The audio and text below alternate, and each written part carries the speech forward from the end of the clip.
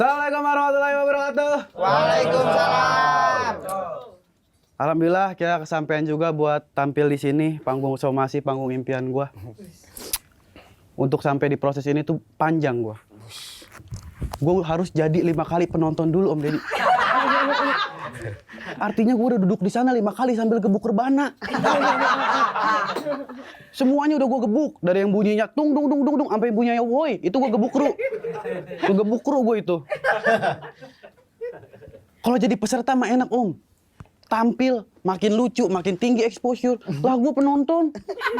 Peserta makin lucu, tangan gue makin merah. Itu doang. Nih Om, gue udah jadi penonton dari Somasi season 1. Gokil. Dari Kak Juju masih gadis sampai sekarang udah ada yang ngegolin. Setiap komik Tangsel tampil, gue selalu datang. Terakhir Eja Saputra gue nonton. Kru sampai ngeh, ada lu lagi, ada laginya. Tadi juga gue baru masuk studio, kru langsung ngasih rebana. Kan gue mau tampil. Kenapa gue dikasih rebana?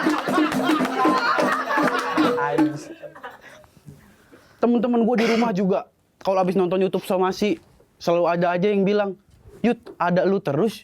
Ada terus, gue mah yang gak ada makan kesempatan. Dulu gue mikir kayak, kok bisa Ate gak ngeliat potensi gue? Padahal nih Om Deddy, setiap gue datang ke sini nonton, selalu nanya ke Bang Ate, gimana caranya biar bisa tampil di Somasi?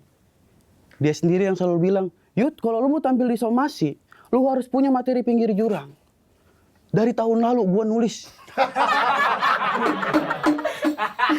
Gue liatin berita politik setiap hari, nonton channel Ferry Irwandi, buat observasi. Begitu tampil dikasih tema Blue, tau gitu gue setahun nonton bokep.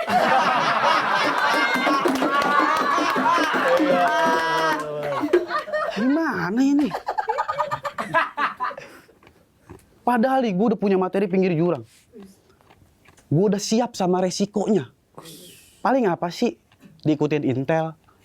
Di Somasi beneran paling parah di penjara. Tapi semua itu belum ada.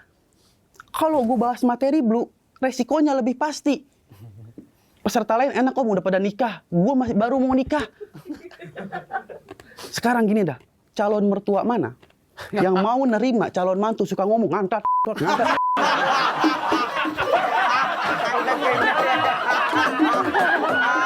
Siapa yang mau? Kalau lu dah Om, gua pacaran yang mana ada? Lu mau nggak nerima gua? Jorok lo. Enggak kan? Ada yang mau? Nikah sama siapa gua? Belum lagi nih, temanya Blue. Gua udah siap. Padahal kalau buat materi pinggir jurang, baca komen di YouTube, udah pasti bagus komennya. Komika cerdas, komika kritis.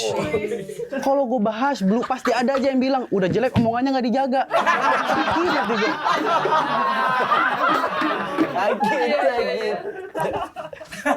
Tapi karena ini kesempatan, gue buat Bang Ate nulis materi Blue. Kita mulai nih. Kenalin gue Yudi, dan gue tinggal di perkampungan, di Parung Panjang. Orang kampung suruh ngebahas hal-hal berbau porno. Seks, deket.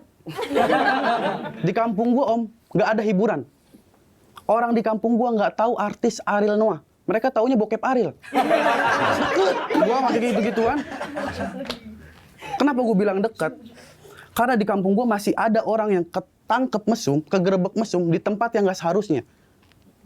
Sumpah ini pernah ada orang kegerebek mesum di alang-alang. Bener-bener di alang-alang. Pas gue cari tahu, ternyata emang salah dia. Dia main di alang-alang yang cuma selai. Kata gue ketahuan begitu mah. Selai itu kan. Jangan. Selai doang.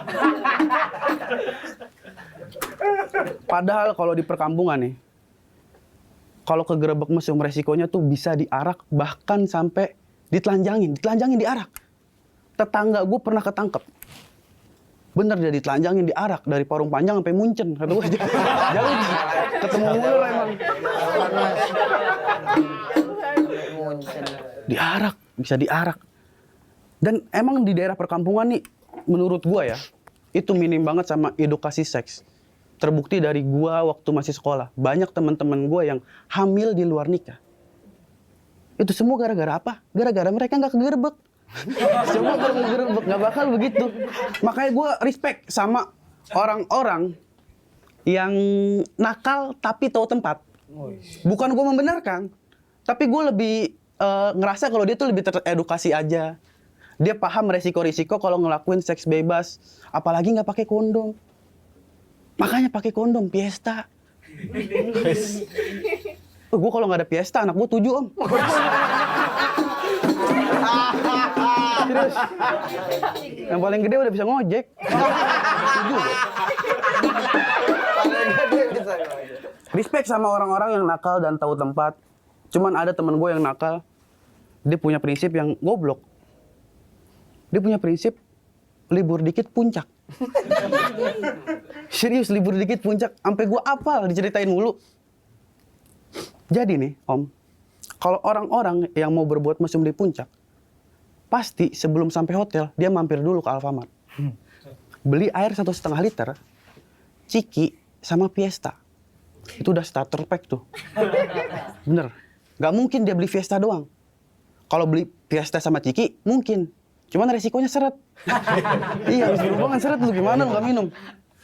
Sampai apal gua. Diceritain di puncak tuh gua apal prostitusinya. Villa mana yang nyediain selimut hidup? Tahu, selimut hidup, perek-perek. Gua tahu. Yang paling umum itu villa yang L-nya 2. Ini udah umum banget nih, rahasia umum lah. Tapi yang gak banyak orang tahu, kalau lu mau ngelihat villa mana yang nyediain perek, lu lihat dari tukang villanya, calo villanya yang di depan megang senter. Lu ngeliat dari situ. Kalau dia pegang senter, gak pakai kupluk, ini villa gak nyediain. Kalau dia megang senter pakai kupluk, udah pasti nyediain. Tapi kalau dia megang senter pakai kupluk banyak, ini tukang kupluk. Lu jangan di situ. Banyak. Lu tawarin kupluk. Lu jangan di situ. Makanya menurut gua edukasi seks untuk di daerah perkampungan itu penting banget. Sesimpel orang tua kita ngasih tahu dari kecil, kita tuh ada tubuh yang sifatnya privasi. Kayak ini tuh area privasi, jangan sampai orang lihat apalagi sentuh. Kalau kita nggak diajarin kayak gitu, efeknya nanti pas gede bakal pamer alat kelamin di Alfamart. Tahu nggak kasusnya? Cuman ini tuh terjadi di Lampung. Jadi katanya pelakunya itu mahasiswa Lampung. Dia pamer alat kelamin masuk Alfamart. Sampai beberapa kali akhirnya di videoin ketangkep sama mbak-mbak kasirnya. Yang bikin gue kesel, alasan pelaku nggak masuk akal. Dia bilang nggak sengaja karena rumahnya deket sini. Kok bisa? Gini deh. Yang pertama, mbak-mbak kasirnya bilang ini pelaku udah 2 kali. Yang kedua, Alfamart AC-nya dingin. Masa nggak kerasa? Lu pakai jaket. Bagaimana sih? Ini kan udah jelas-jelas kasus pelecehan ya. Pelecehan terhadap perempuan, korbannya mbak-mbak kasirnya. Lu boleh bilang kalau ini bukan pelecehan, kalau tuh tit nenteng ciki. Gitu. Bukan pelecehan tuh, emang dia pengen ciki. Dan rata-rata korban yang diviral di sosial media, itu korbannya perempuan. Jarang yang ada laki-laki. Kecuali pelakunya Kapamela. Ya misalkan nih Kapamela ya, ini gua misalkan. Kapamela ngelecehin gua lapor ke polisi. Make sense nggak? Nggak make sense kan? Bukan pelecehan, jatuhnya cita-cita. Misalkan ada Kapamela ya. Kapamela megang senapan gua. Senapan. Iya. Gua bakal ngelakuin apa? Paling respon gua, pegang doang, kokang lah. Mau gimana gua? Gua harus gimana? Dan dari awal tahun 2024, dari Januari sampai sekarang, itu udah ada kasus 20.000 kasus pelecehan seksual dan korban paling banyaknya perempuan di 18.000. Banyak banget. Makanya gue belajar dari sini, kayaknya penting deh belajar bela diri. Iya, setengah dari 18.000-nya itu kejadiannya di tempat umum. Dan yang paling penting untuk belajar bela diri itu cewek-cewek. Apalagi cewek cantik. Kalau jelek mah nggak usah disuruh, emang udah seharusnya jadi petinju ya. Iya dong. sadar diri aja, gue jeleknya gue harus jago uppercut gitu. Sadar diri. Nah, buat cewek-cewek belajarlah bela diri. Yang simpel-simpel aja, karate, taekwondo. Tapi ingat, untuk yang cantik, yang jelek langsung bawa beceng. Ini gue nggak tahu ya, ini sudut pandang gue aja. Karena menurut gue penjahat, kalau mau ngelakuin kejahatan, pasti ngeliat dulu korbannya. Pasti. Mau kejahatan seksual atau kekerasan, perampokan, pasti ngeliat korban. Misalkan, ada orang cantik cewek, jalan malam-malam sendirian pakai perhiasan. Udah pasti jadi inceran jambret, inceran kejahatan. Kalau cewek jelek, jalan sendirian malam-malam, pakai perhiasan, nggak bakal ditegur sama jambret juga. Paling jambretnya teriak, emas palsu. Paling gitu doang. Thank you, gue jadi teman-teman.